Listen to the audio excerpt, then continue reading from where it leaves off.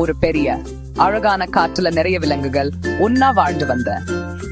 அங்க ஒரு பலமான சிங்கம், ஒரு சாதுவான மான், ஒரு வேகமான குட்டி முயல் இதெல்லாம் இருந்துச்சு. ஒரு பிரம்மாண்டமான யானையும் அங்க இருந்துச்சு, அதோட நீளமான தும்பிக்கையோடவும் பெரிய காதுகளோடவும். ஒரு இனிமையான குயில் பறவை மரக்கிளைகள்ல இருந்து அழகான பாடல்களை பாடிச்சு. எல்லா விலங்குகளும் காற்றுல இருக்க பெரிய பச்சை மரங்களுக்கு அடியில சுத்தமான காற்றையும் புதிய தண்ணீரையும் பகிர்ந்து வாழ்ந்துச்சு.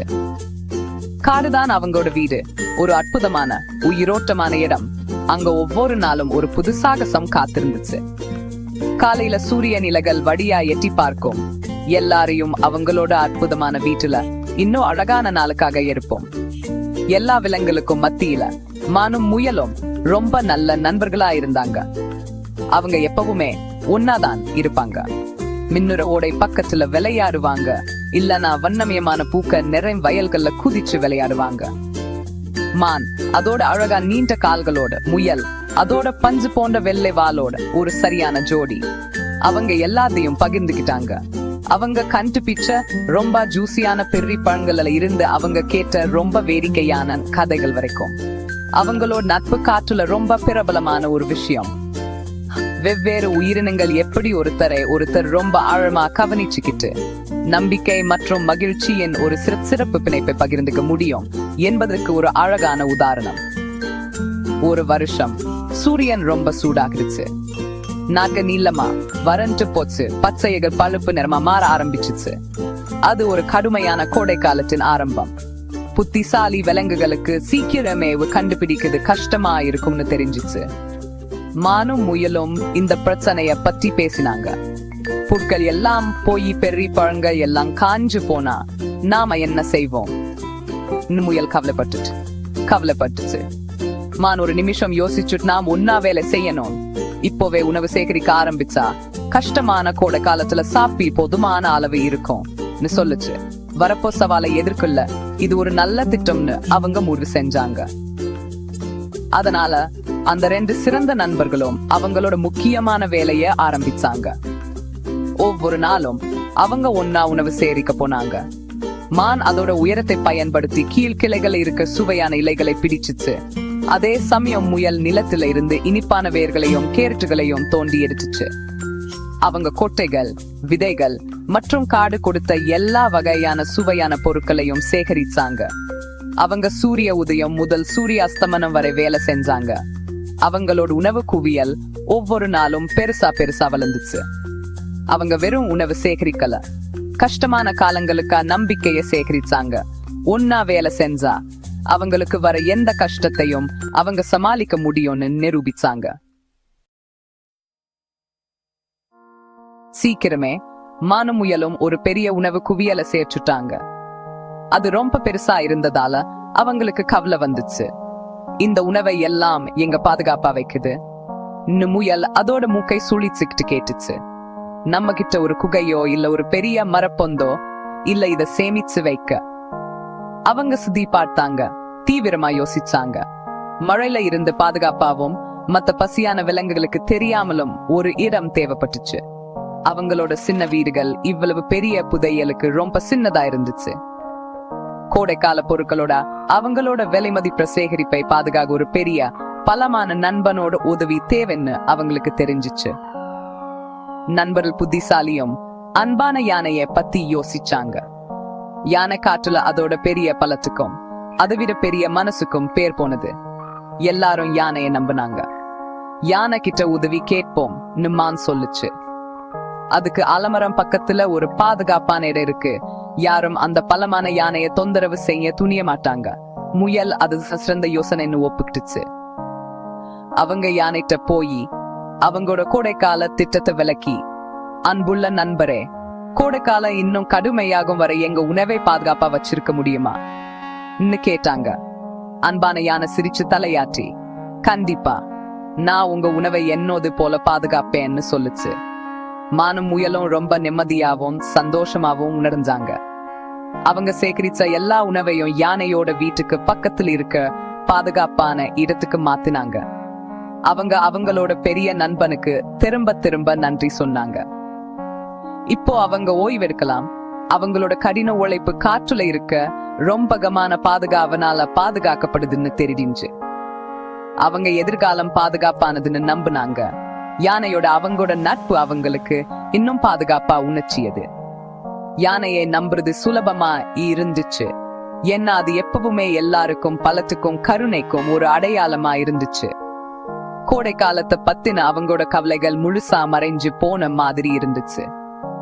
ஒரு மதிய நேரம் ஒரு செய்தி வந்துச்சு. அது பெரிய கவலைய கொண்டு வந்துச்சு. காட்டுக்கு மறுபக்கத்துல வாழ்ந்த மானோட பாட்டிக்கு கால்ல அடிபட்டுருச்சு. அவங்களால தனக்கு உணவு கண்டுபிடிக்க நடக்க முடியல. மானோட மனசு உடைஞ்சு போச்சு. அது தன்னோட பாட்டிக்கு உடனே உதவுன்னு தெரிஞ்சிச்சு. ஆனா பயணம் நீளமா இருந்துச்சு. அதோட பாட்டிக்கு உடனே உணவு தேவைப்பட்டுச்சு. மான் அவங்க சேமிச்சு உணவை ஜாகப்பட்டுக்கிச்சு. இதுதான் அவங்க தயார் பண்ணின அவசர நிலை. இந்த எதிர்பாராத கஷ்டமான நேரத்துல தன்னோட குடும்பத்தை கவனிச்சுக்க என்ன செய்யணும்னு மானுக்கு தெரிஞ்சிச்சு. மான் யானைக்கிட்ட ஓடிச்சு. அன்புள்ள யானையே, அது கவலைப்பட்ட குரல்ல சொல்லுச்சு, என்னோட பாட்டிக்கு அடிபட்டுருச்சு, அவங்களுக்கு உணவு தேவைப்படுது. எங்க சேமிச்ச உணவுல இருந்து கொஞ்சம் அவங்களுக்கு எடுத்துட்டு போகலாமா? சாதுவான யானை உடனே புரிஞ்சுக்கிச்சு.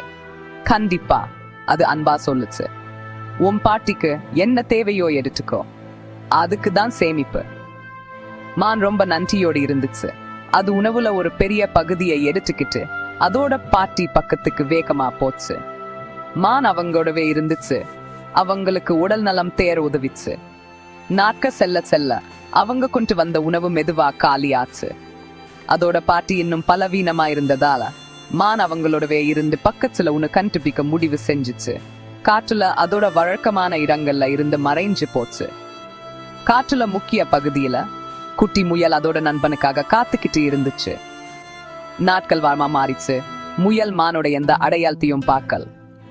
அது ரொம்ப தனிமையாவும் சோமாவும் உணர ஆரம்பிச்சிச்சு. அது அவங்களோட விளையாட்டுகளை, அவங்களோட பேச்சுகளை, அதோட சிறந்த நண்பன் பக்கத்துல இருக்கிறதே ரொம்ப மிஸ் பண்ணுச்சு. முயல் அவங்க விளையாடின இடத்தை பார்த்தது. அதோட மனசு கனமாச்சு. மா எங்க போச்சு அந்த முயல் சோகமா யோசிச்சுச்சு. ஏன் எனக்கு எதுவும் சொல்லாம் போச்சு? அதோட நண்பனோடு இல்லாத காற்றுல ஒரு வெறுமைய உணர வச்சுச்சு. முயலோட மகிழ்ச்சியான மனநிலை சோகமா மாற ஆரம்பிச்சிச்சு. கோடைக்காலம் சூடாக ஆக்க உணவு ரொம்ப பற்றாக்குறையாச்சு. அவங்க கணிச்ச மாதிரியே முயலோட சொந்த சின்ன இருப்பு காலி ஆகிடுச்சு. அது ரொம்ப பசியோடு இருந்துச்சு.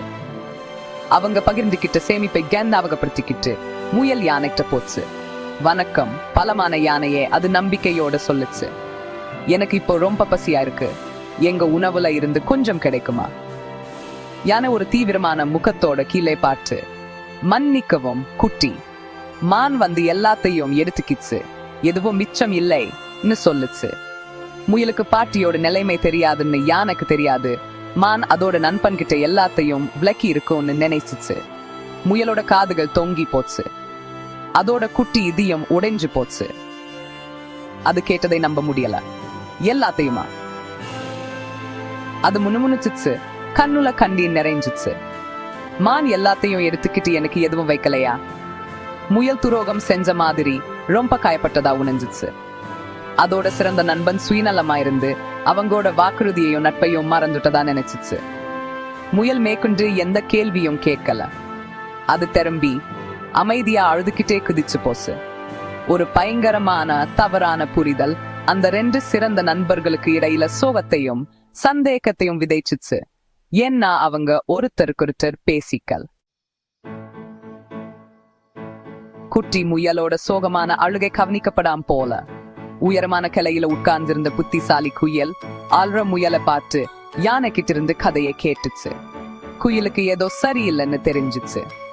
மான் மற்றும் முயலுக்கு இடையிலான நட்பு போன்ற வலுவான நட்புகள் அவ்வளவு சுலபமா உடையாது. அது உதவ முடிவு செஞ்சுச்சு. குயில் முயல் கிட்ட பறந்து வந்து அதோட இனிமையான குரல்ல சொல்லுச்சு, அழாதே குட்டி, விஷயங்கள் எப்பவும் தோணுவது போல இருக்காது. போய் மானை கண்டுபிடி. நீங்க ரெண்டு பேரும் மறுபடியும் ஒன்னா இருந்தாதான் உண்மையான பதில்களையும் உங்களுக்கு தேவையான உணவையும் கண்டுபிடிப்பீங்கன்னு நான் நம்புறேன். முயல் குயிலோட புத்திசாலி வார்த்தைகளை கேட்டுச்சு. அது இன்னும் காயப்பதா உண்டுச்சு. ஆனா அதோட ஒரு சின்ன பகுதி அதோட நண்பன் இன்னும் நல்லவன் என்று நம்ப விரும்பியது. குயிலோட யோசனையை கேட்டு முயலோட வலியேக்க யானை இத சரி செய்வதில தனக்கும் ஒரு பங்கு இருக்குன்னு உணர்ந்துச்சு. குயில் சொல்லது சரி, யானை மென்மையா சொல்லுச்சு. உனக்கு தெரியும்னு நான் நினைச்சிருக்க கூடாது. நாம ஒன்றா போவோம். மானை கண்டுபிடிக்க நான் உனக்கு உதவுவேன். புதுசா கிடைச்ச உறுதியோட முயலும் யானையும் காற்றுல ஒரு பயணத்தை ஆரம்பிச்சாங்க.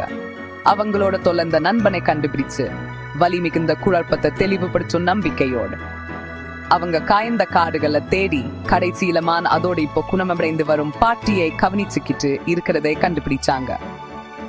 முயல் அதோட நண்பனை பார்த்து உடனே கேட்டுச்சு, என் எல்லா உணவையும் ஏத்துட்டுக்கிட்டு என்ன தனியா விட்டுட்டு போன். மான் அதிர்ச்சி அடைஞ்சிச்சு. நான் என் பாட்டிக்கு என்ன தேவையோ அதை மட்டும்தான் எரிச்சேன். யானை உனக்கு உன் பங்கை கொடுக்கும்னு நினைச்சேன். அவங்க 2 பேரும் யானையை பார்த்தாங்க. அது தவறான புரிதலை விளக்கிச்சு. அந்த கணத்துல எல்லா சோமும் கோபமும் மறைஞ்சு போச்சு. நிம்மதியும் புரிதலும் வந்துச்சு. அவங்க ஒருத்தர் கட்டி பிடிச்சுக்கிட்டாங்க. அவங்களோட வலுவான நட்பு உடனே சரி செய்யப்பட்டுச்சு. உண்மை வெளிப்பட்டதும் அவங்களோட நட்பு முன்னெப்போதையும் விடவலாக இருந்துச்சு. அவங்க நம்பிக்கை, தொடர்பு மற்றும் அவசரப்பட்டு முடிவெடுக்காமல் இருப்பது பத்தி ஒரு மதிப்புமிக்க பாடத்தை கத்துக்கிட்டாங்க. அவங்க எல்லாரும் ஒன்னா திரும்பி வந்தாங்க. குயில் அவங்களோட மறு சந்திப்பை கொண்டாட ஒரு மகிழ்ச்சியான பாடலை பாடிச்சு. காட்டு விலங்குகள் அவங்களை பார்த்து சந்தோஷமா உணர்ந்த. மான், முயல், யானை மற்றும் குயில கதையெல்லாம் சின்னவங்களுக்கும் சொல்லப்படும் ஒரு கதையாச்சு. நம்பிக்கை மற்றும் மன்னிப்பின் மீது கட்டப்பட்ட உண்மையான நட்பு என்ற தவறான புரிதலையும் கடந்து முழு காட்டையும் எல்லாருக்கும் ஒரு மகிழ்ச்சியான இடமா மாற்றும் என்பதற்கு ஒரு அழகான நினைவூட்டல்.